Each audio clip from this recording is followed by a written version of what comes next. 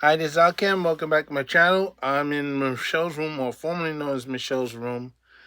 Um, we had a little more information about the April 5th earthquake.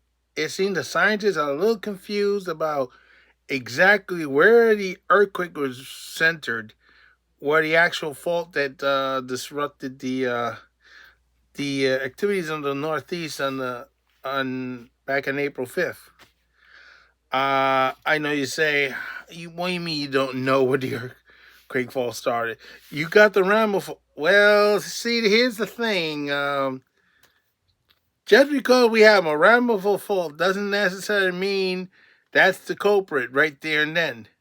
I mean, when you have a police lineup with different suspects in there, it's for a reason. You're trying to identify the person who actually did the crime.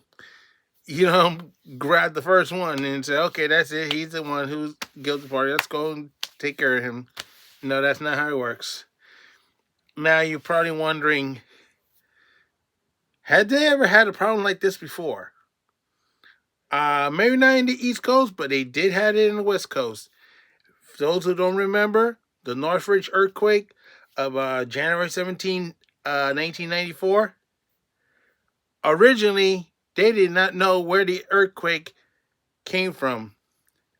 They had a situation where the earthquake surrounded all the equipment in such a way the computer thought it was white noise or something and discarded it.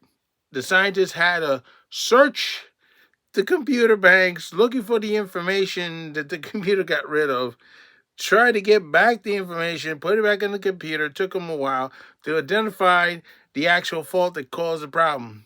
And it turns out, which is probably why we're having a problem here, even though they had the San Andreas fault, the problem was this particular fault didn't happen on the San Andreas. It was an unknown earthquake fault at the time.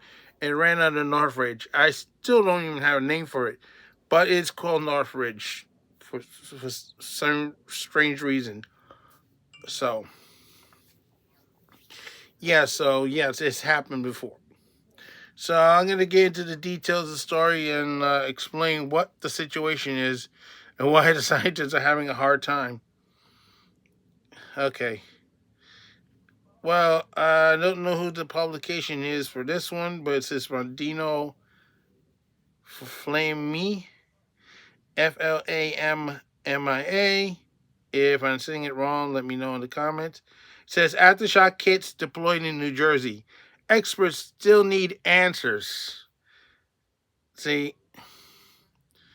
I talked about this earlier on TikTok, and I'm not sure if anybody paid attention to it or not. It says experts don't know which fault ruptured to cause the April 5th earthquake. See, they're confused. They also want to learn more about the aftershocks in the region, which is now 102 plus. The 4.8 earthquake is not a sign for more to come, because sometimes people think swarm of earthquakes means automatically an earthquake bigger is coming, and we cannot predict time, place, and location where a big one is coming. It doesn't work that way. I mean, attempts were made. I mean, China tried it. They were successful at first, but unfortunately, the earthquake changed its tactics and got caught with his egg in their face. Well, they predicted an earthquake, they evacuated the area, nothing happened. But then you had an area that got hit by an earthquake and didn't gain no signs. So the People Wars on earthquake was a big flop. Let's see. Okay, this is what the report says. There's still plenty to be learned about the 4.8 magnitude earthquake that rocked New Jersey on April 5th, including the list of questions. Which fracture actually caused the shaking that felt in New Jersey and beyond? This is a problem that we're having also in LA because of some reason the fault does a zigzag around LA, and when that section keeps hitting each other like this, um, between the North American plate and the Pacific plate, now it caused different fractures, different faults. Yeah, that's how North Richard was created. So this is what it says: aftershock kits. Aftershock kits have been deployed in and around the earthquake epicenter, Hunterdon County, by the U.S. Geology Service and experts at the labs from throughout the country. The temporary some machines stay recent earthquake vibes, which were scheduled to be here for months, are taking any rumblings that may occur in the aftermath of the quake. See, at first they said it was Lebanon, New Jersey. Then it says White House, New Jersey. That's where the facilities are. Now it says Hunterdon County. So they're not even sure. Okay, there has been at least 120 aftershocks. This is an update. Since the main quake, the USGS expect to monitor hundreds. Experts will learn more about the frequency of the aftershocks and how the energetic they can be.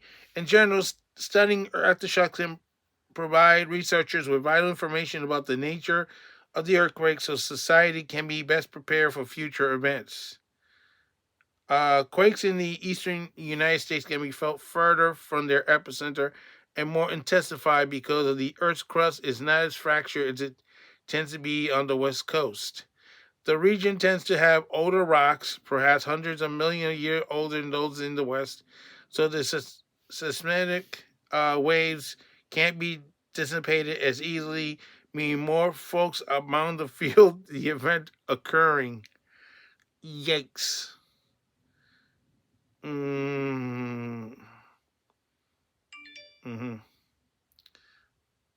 According to Oliver Boyle, researcher, geographist with the USGS, a major piece of the information experts are still trying to determine is which fault ruptured in the first place.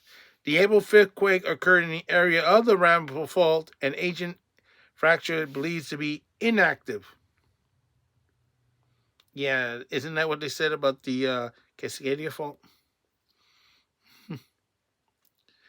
The fault that the main shock occurred on and all the aftershocks are occurring don't apply to be related to any of the map faults. Ah, problem.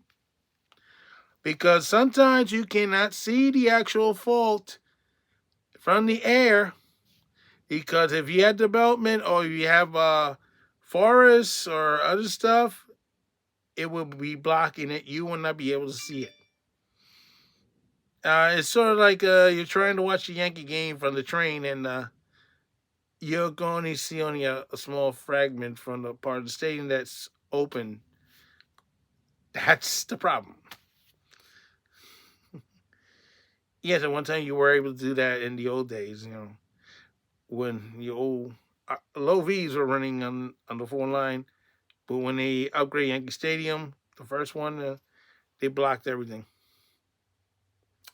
Yeah. Yeah. Instead, the answer may be completely unknown fault or poorly mapped one that branches off the Ramapo fault, which is what I was afraid of. One note, it's not in the article. On January 17, 1995, the Kobe earthquake, there was a fault that they didn't know about. It was on an island, and it was connected to the main part of China, Japan, including Kobe, the city of Kobe. Uh, they didn't know about it. They couldn't detect it. They had quakes that morning, but nobody thought there was going to be a big one coming, and then boom, it happened. It was unknown. You can't. It's not an easy thing to find these things. I'm sorry to say that. It's like trying to find coins in a couch. It's not very easy to find. According to Boyle, the quake that New Jersey experienced offered no insight into whether the state may experience another. No one can predict when or where an earthquake will hit.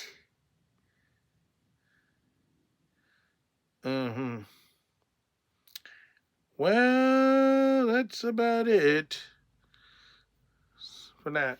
So the thing is, once again, like what happened in Northridge and what happened in Kobe, uh, they don't know if it's actually the Ramapo fault or an unknown fault or that branched off from the Ramapo fault or something else that's not mapped.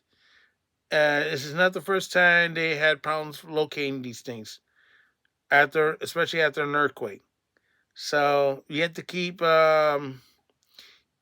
checking your local news if the update to see if there's any more faults are happening. You're shaking from these faults because like I said, we don't know if a big one is coming, which was called a foreshock, and then the main shock. We just don't know. So I can't say so long for now. Don't forget to stop shaking that stud.